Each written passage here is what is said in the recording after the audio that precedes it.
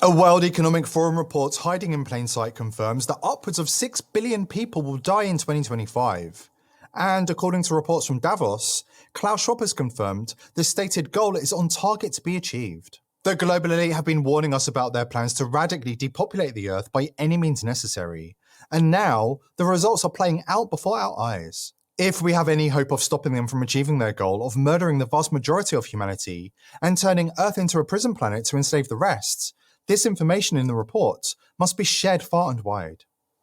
WEF co-founder Klaus Schwab was caught boasting in a loose-lipped moment with reporters that Agenda 2030 is a red herring or ruse to throw normies off the scent. In reality, the situation is more urgent than that.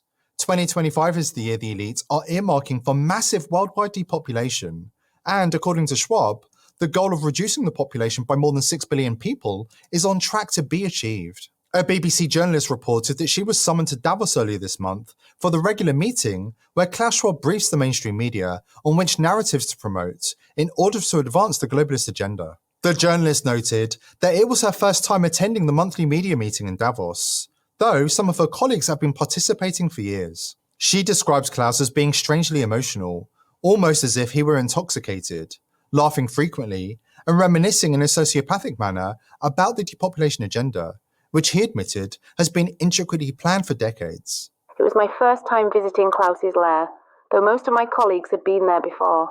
They warned me it would be unsettling, but nothing could have prepared me for what I experienced. They weren't surprised by what happened, but I was horrified. The place was surreal, like something out of a nightmare. Scrupulously clean, yet sinister, and perched high in the Swiss mountains. When I met him, I expected cold calculation, and yeah, that was there. But what I didn't expect was the strange, almost emotional state he was in. He was laughing, almost drunkenly, as he recounted his plans. It was as if he was reminiscing fondly about some long-held dream. He started talking about the depopulation agenda, and that's when it really hit me. He wasn't just outlining some distant theory. He was recalling it like a twisted memory, something carefully planned for decades. He said, "The chickens are finally coming home to roost." There was something about this phrase that made me feel sick to my stomach, and it wasn't just because of his accent. His voice would waver between chilling calm and sudden bursts of laughter, as if he found the whole thing amusing in the most grotesque way. He spoke about the plan to eradicate 6 billion people by next year, but it wasn't this idea alone that shook me, it was how he delivered it. There was a bizarre mix of pride and nostalgia in his tone. He spoke slowly and clearly, as if he were recounting a great achievement. He even seemed to get choked up at one point, as if this horror he was planning was something deeply personal to him. My colleagues, they'd warned me, but they seemed almost resigned to it. They weren't shocked, not like I was. To them, it was just another story, another day. But to me, it was a nightmare come to life. The way he spoke, the way he laughed about it. It was like he was planning a practical joke, not plotting mass murder. I couldn't believe what I was hearing. He was utterly convinced this was the right course, that this was the future. And in that moment, I realised just how real the danger was. This wasn't just a madman's rant. It was a meticulously planned operation, decades in the making. I've never felt so helpless, knowing that I was face to face with someone who had the power and the intent to carry out the most horrifying agenda imaginable. And the worst part? He seemed to enjoy every minute of it. Schwab has every reason to feel confident in the fulfillment of his evil plans. He has recruited the majority of the cabinets in the governments of Western nations, subverting our democracies. The WEF's generation of young global leaders have destroyed from the inside the once great nations of the UK, France, Canada, Australia, and New Zealand. The mainstream media, the education system, and science have been compromised by the globalist elite, paid off by eugenicist billionaires and megalomaniacs to become mouthpieces of the globalist agenda. As the next generation of leaders prepare to hammer the final nail in the coffin, it's time to make a stand before Schwab's sick vision comes to fruition. To defeat the globalists, we must first understand them, and we've uncovered their documents and their detailed plans. But first, an important message from our sponsor. In a world where reality is often stranger than fiction, the machinations behind the globalist agenda can often seem like a mystery wrapped in an enigma. One such intrigue revolves around Deagle.com, an obscure online entity known for its comprehensive data on military capabilities and harrowing depopulation forecasts. In 2014, Deagle published predictions of massive population declines happening abruptly before the year 2025, mostly in Western countries. Deagle was officially run by a shady figure known as Dr. Edwin A. Deagle Jr. He died in 2021, but as the clock counts down to 2025, understanding the truth about Deagle Jr. has never been more important. Why? Because real-world data on excess deaths in the West strongly suggest Deagle's depopulation forecast was not just an estimation, but a target that's on track to be hit thanks to the deadly effects of vaccinations and other globalist bioweapons. Deagle.com's infamous 2025 forecast was removed from their website sometime in 2020. However, thanks to the Wayback Machine, we are able to view the original predictions. Deagle predicted in 2020 that the UK would see its population decline by 77.1% by the year 2025. Deagle predicted in 2020 that the United States would see its population decline by 68.5% by the year 2025, while Germany was predicted to see its population decline by 65.1% by the year 2025. Deagle also predicted a huge decline among other Western countries, including Canada, Australia, and New Zealand. So, who was Dr. Deagle?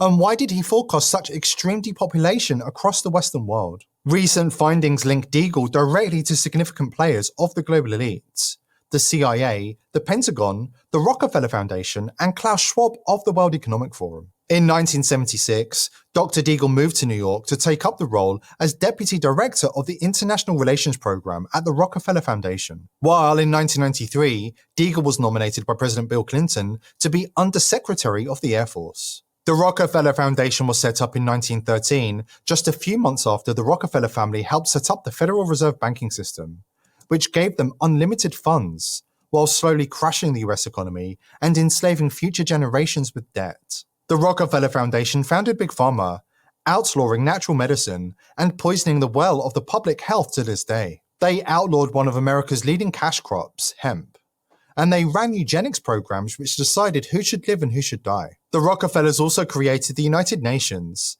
and they still have control over NGOs doing the bidding of the globalist elite throughout the world, including the biggest and baddest of them all, the World Economic Forum in Davos, fronted by a certain Klaus Schwab. It just so happens that Schwab was recruited to the globalist cause by David Rockefeller himself. Here he is, talking about recruiting Kissinger, who then in turn recruited Schwab. And you mentioned, David, Henry Kissinger, and I think he first was noticed by the Rockefeller family after he wrote a very erudite work on nuclear weapons and nuclear war back in the late 1950s. Nuclear weapons and foreign policy. Right. Yes. It was then published, and from that time on, he became pretty close to the Rockefeller family. Well, he did. Actually, I guess I was the first one who got to know him because he was a member of an organization called the Council on Foreign Relations in New York.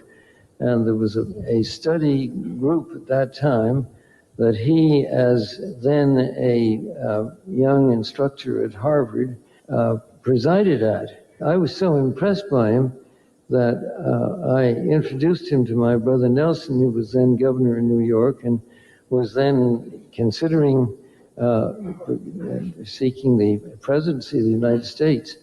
They became great friends, and actually Henry became Nelson's foreign policy advisor as long as he was in public life, and I think is one of the remarkable international statesmen in the world today. Even 30 years after he was Secretary of State, he is still asked by heads of state when he travels the world for his advice. Let me go back to the time you said when you came here, it transformed your life. Was there a course, a professor who really made that difference for you? Yes, there was one course, one seminar of Henry Kissinger, which really opened my eyes. I wasn't accepted to the seminar, but I sat in. I think he let me in because I was German. And it was relatively shortly after the war. There were not too many Germans here. And this created a friendship which has endured until today. And, Henry has been several times in Davos. But the intrigue deepens. Declassified documents reveal Deagle's communication with the CIA director Stansfield Turner, hinting at a cozy relationship with the CIA. One document, dated 1977, intriguingly refers to an event described as the most significant in the intelligence field since 1947. This strongly suggests that Deagle.com isn't just the work of one man, but is in fact the work of the globalist elite consisting of the CIA, the Pentagon, the Rockefeller Foundation, and the World Economic Forum, which makes Deagle's apocalyptic depopulation forecasts all the more concerning for any number of reasons. Let's just consider the Pentagon and DoD connection. The world first started to hear about a novel coronavirus in early January 2020, with reports of an alleged new pneumonia-like illness spreading across Wuhan, China. However, the world did not actually know of COVID-19 until February 2020, because it was not until the 11th of that month that the World Health Organization officially named the novel coronavirus disease COVID-19. So with this being the official truth, why does US government data show that the US Department of Defense awarded a contract on the 12th of November 2019 to Labyrinth Global Health Inc. for COVID-19 research, at least 1 month before the alleged emergence of the novel coronavirus, and 3 months before it was officially dubbed COVID-19. Robert F. Kennedy Jr. was right when he said that the mRNA vaccines are a secret DoD bioweapon. Turns out that, the vaccines were developed not by Moderna and Pfizer. They were developed by NIH. The patents are owned 50% by NIH. Nor were they manufactured by Pfizer or by Moderna. They were manufactured by military contractors. And basically, Pfizer and Moderna were paid to put their stamps on those vaccines as if they came from the pharmaceutical industry. But, that's not what they were doing. They were coming from, this was a military project from the beginning. Notice how these rabbit holes always seem to lead to the same elites involved in the globalist crime syndicates. Here at TPV, we are determined to expose the elites and hold them to account before they can enact their agenda and enslave humanity.